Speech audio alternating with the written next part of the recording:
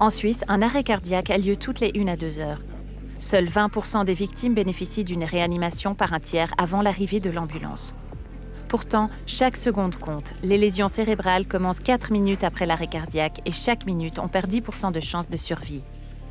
Elles deviennent irréversibles après 10 minutes.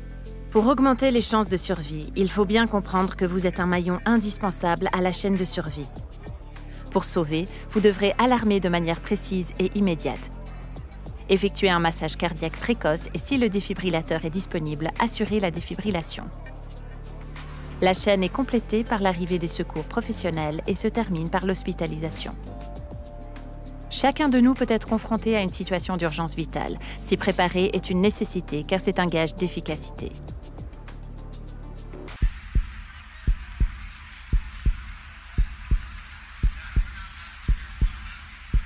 Lorsqu'une personne est victime d'une perte de connaissance, avant toute chose, assurez-vous que l'environnement soit sécurisé avant d'intervenir.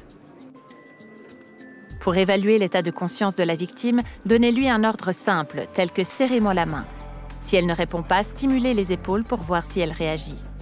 Si elle est inconsciente, positionnez sa tête en arrière pour pouvoir évaluer son activité respiratoire. Regardez et écoutez pendant 5 à 10 secondes. 2 cas de figure sont possibles. La victime respire. Il convient de la mettre en position latérale de sécurité, donner l'alerte et attendre les secours en la surveillant. Vous devez donner l'alarme en appelant le 144 ou 112 qui est le numéro d'urgence européen. Leur indiquer qui vous êtes, où se situe l'événement et préciser si la victime est inconsciente et si elle respire. Deuxième cas, la victime ne respire pas. Faites-vous aider pour donner l'alarme et aller chercher le défibrillateur le plus proche afin que vous puissiez démarrer le massage cardiaque au plus vite. Si besoin, placez la victime sur un plan dur.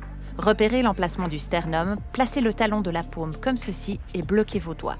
Maintenant, appuyez sur le sternum en enfonçant de 5 à 6 cm, puis relâchez bien la pression entre chaque massage. La fréquence doit être de 100 à 120 compressions par minute. Limitez au maximum les interruptions de massage et changez de masseur si possible toutes les 2 minutes. Si vous avez appris à ventiler via le bouche à bouche ou bouche à nez et que les conditions le permettent, alternez 30 massages et 2 insufflations. Sinon, pratiquez le massage cardiaque en continu. Dès l'arrivée du défibrillateur, pendant qu'une personne continue le massage cardiaque, vous devez 1. Mettre en route l'appareil. 2. Suivre les instructions et positionner les électrodes. Placez l'une d'elles sous la clavicule droite à fleur du sternum et l'autre 5 à 10 cm sous l'aisselle gauche selon le schéma indiqué sur les électrodes. Le défibrillateur vous indiquera de ne pas toucher la victime pendant la phase d'analyse. Si le défibrillateur est automatique, l'appareil vous préviendra et délivrera lui-même le choc. Si le défibrillateur est de type semi-automatique, vous devrez appuyer vous-même sur le bouton clignotant pour délivrer le choc. Dans les 2 cas, assurez-vous que personne ne touche la victime. Une fois le choc délivré, reprendre le massage cardiaque jusqu'à la prochaine indication de l'appareil. Si le choc est non conseillé à l'issue de la phase d'analyse, reprendre le massage cardiaque comme vous l'indiquera l'appareil jusqu'à la prochaine phase d'analyse. Vous devez continuer ces manœuvres jusqu'à l'arrivée d'un professionnel de la santé. Si la victime se réveille, bouge, ouvre les yeux ou respire normalement, vous devez vous arrêter de masser, de même que si vous êtes complètement épuisé. Pour des questions de sécurité, ne jamais utiliser de défibrillateur dans l'eau ou en présence de substances explosives. Le défibrillateur s'utilise de la même manière pour une femme enceinte. Pour résumer, voici les actions à entreprendre en présence d'une personne inconsciente.